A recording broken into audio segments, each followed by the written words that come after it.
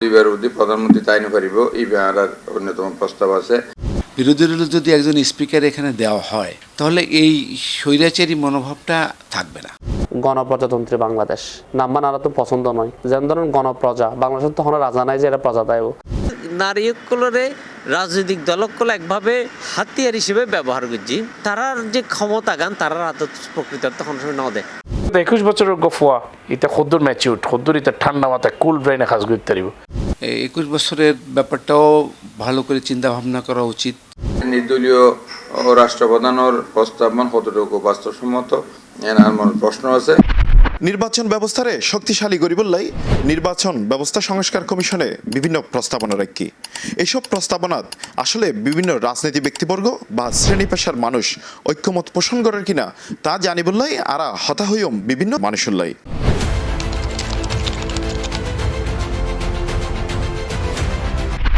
আসলে জুলাই বিপ্লবের যেই সফলতা আসছে বাংলাদেশ দেশবাসীর জন্য, সেটা তো 21 বছর থেকে 21 বছর নিচের আমাদের এই তরুণ দামাল ছেলেরাই করছে। 21 বছর বয়সে একটা ছেলের তো লেখাপড়াই শেষ হয় না। তো একটা ছেলের মাঝপথে যদি আমি সংসদ সদস্য বানায় ফেলি তাহলে সে তার ক্যারিয়ারটা তো ধ্বংস হয়ে যাবে। 21 বছরের ব্যাপারটাও ভালো করে চিন্তা ভাবনা করা উচিত বিশেষজ্ঞ যারা আছে।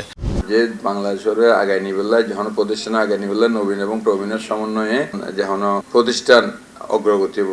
আজই আমি মনে করি দেখি নবীন এবং প্রবীণের সমন্বয়ে রাজনৈতিক দল হন, সংসদ হন, মানে মন্ত্রী পরিষদ হন, এইভাবে অনান উচিত। সংস্কার কমিটি তারুণ্যরে প্রাধান্য দিয়ে পার্লামেন্টের তরুণ হলরে আনিবেলাই তরুণ যোগ্য যুবক হলরে আনিবেলাই চেষ্টা করছি, কিন্তু ইবে এখনো বেশি ইমেচিউড অর্কিনা বেশি একটু পরিপক্কতা যেন দরকার। যেন 21 বছরের গফুয়া এটা খদ্দুর ম্যাচিউড খদ্দুর এটা ঠান্ডা মাথায় কুল ব্রেনে কাজ করতে পারিব। কারণ এই এত অল্প বয়সে তার এখন অস্থিরতাও থাকে, আবার স্বপ্ন থাকে, দোনোয়ানার সমন্বয় লেভেলে বয়স মানে খদ্দুর দরকার। এইসব বিষয় লিয়ে তো জাতীয় ঐক্যমতের দরকার আছে, আরো বেশি আলোচনার দরকার আছে। তরুণকলের প্রতি যে দায়িত্ব, তরুণকল যে তার প্রতি যে দায়িত্ববোধের ব্যাপার আছে এবার যে ঠিকঠাক মতো রাইট ফারেন এবং রাইট তারি এরা স্বৈরাচারের বিদায় করিতে পারেন, নিজেরা সরকারও যেতে পারেন, নানান ব্যাপার সামান মেনটেন করিতে পারেন। এই নিয়ে আর সামনে উপস্থিত করে দেখি তরুণকলের হাতে আরো নতুন নতুন দায়িত্ব দেওয়া উচিত এবং এর একটা অংশ হিসেবে আর ইয়ান সাইড যে 21 বছর পর্যন্ত জীবজ্ঞ সংস্কার কমিশনের প্রপোজাল রেখে এবার আর অ্যাপ্রিসিয়েট করি।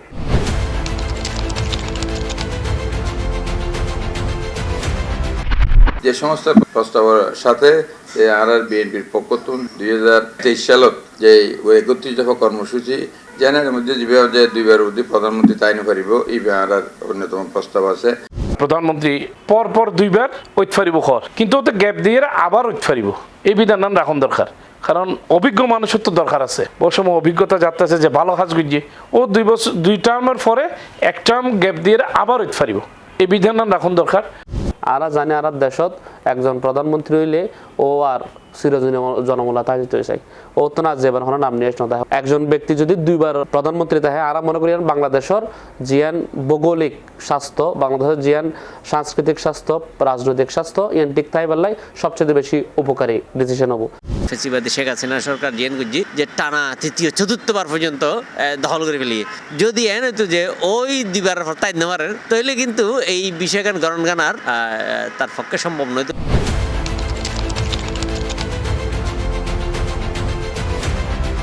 ডেপুটি স্পিকারকে বিরোধী দলের তুন দিব খর দিবালে পরামর্শ দিয়ে খুবই ভালো দিত পাইলে ভালো বিরোধী দলের তুন।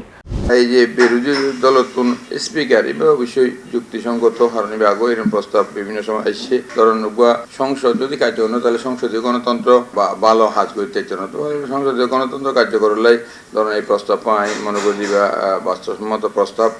বিরোধী দলের যদি একজন স্পিকার এখানে দেওয়া হয় তাহলে এই স্বৈরাচারী মনোভাবটা থাকবে না। সে ইচ্ছা করলেই জাতির বিরুদ্ধে, দেশের নাগরিকের বিরুদ্ধে কোনো সিদ্ধান্ত সহজে নিতে পারবে না। এর জন্য আমরা এটা মনে করি ভালো দিক অবশ্যই থাকা উচিত। আর দেশের বিরোধী দল মানে অত আর কিছু নাই, ওর শুধুমাত্র হতা হবার রাইট নাই, ওর হতা হবার রাইট নাই আর ছায়া মন্ত্রী সভা করিবার রাইট নাই, কিচ্ছু নাই বলে অতন হরতালের মতো ব্যাপার সেবারও যা পড়ে। ডেপুটি স্পিকার পদ যখন বিরোধী দলীয় নেতারা দেওয়া যাব তখন দেখা যাবে আস্তে আস্তে বাংলাদেশের জীবা আর গণতন্ত্র চায় পুরো বিশ্বর হাতে জীবা মডেল হইতে চায়, এই ধরনের এরকম মডেল আর বিশ্বর হাতে উপস্থাপন করিবার দিকে আস্তে আস্তে আর যাত্রা শুরু হোক।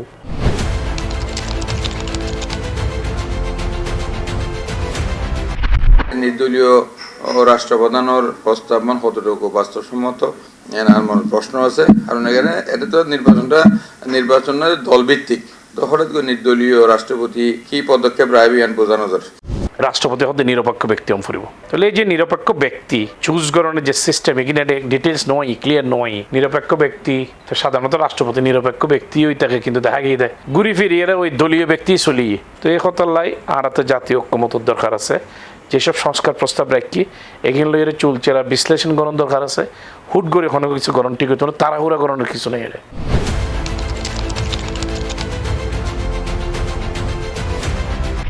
আমি মনে করি এই বাংলাদেশে কেউ প্রজা নয়, এই লাঙ্গল ফেলে কিসের অস্ত্র ধরে এই দেশ স্বাধীন করছে। স্বাধীনতার পরে আমরা প্রজা থাকতে চাই না, যার জন্য আমরা নামটা পরিবর্তন হোক এটাই আমরা চাই। নামটা পরিবর্তন হওয়া জরুরি। প্রজা থাকলেই এখানটা রাজার প্রশ্ন চলে আসে, আমরা কাউকে রাজা মানতে চাই না।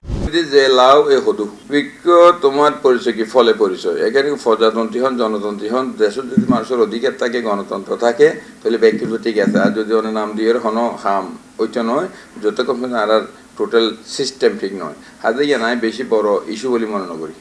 গণপ্রজাতন্ত্রী বাংলাদেশ নাম্বার আর তো পছন্দ নয় কিনলে যেন ধরেন গণপ্রজা বাংলাদেশের তখন রাজা নাই যে এটা প্রজা দেব রাজা প্রজার দিনই নারা শেষ করে যদি বহুত বছর আগে ঠিক আছে না, তো ফলে বাংলাদেশের নাম হনদিনও গণপ্রজা হইতে পারে। আর হন সরকারের প্রজা নয়, আর হলাম নাগরিক, আর ট্যাক্স দিই, আর ট্যাক্স হটিয়ে সরকার চলে, ফলে আর প্রজা নয়। এই যে তাহলে আর প্রস্তাবনা আর তো নাছিল যে জনগণতন্ত্রী বাংলাদেশ গড়ন আর কি। সংবিধান সংস্কার কমিশন এনারে প্রপোজাল এনারা অ্যাকসেপ্ট করছে এবং এনারে তারা ফরওয়ার্ড করছে বলে আর জানাইয়ে এনারা আরো ওয়েলকাম করি।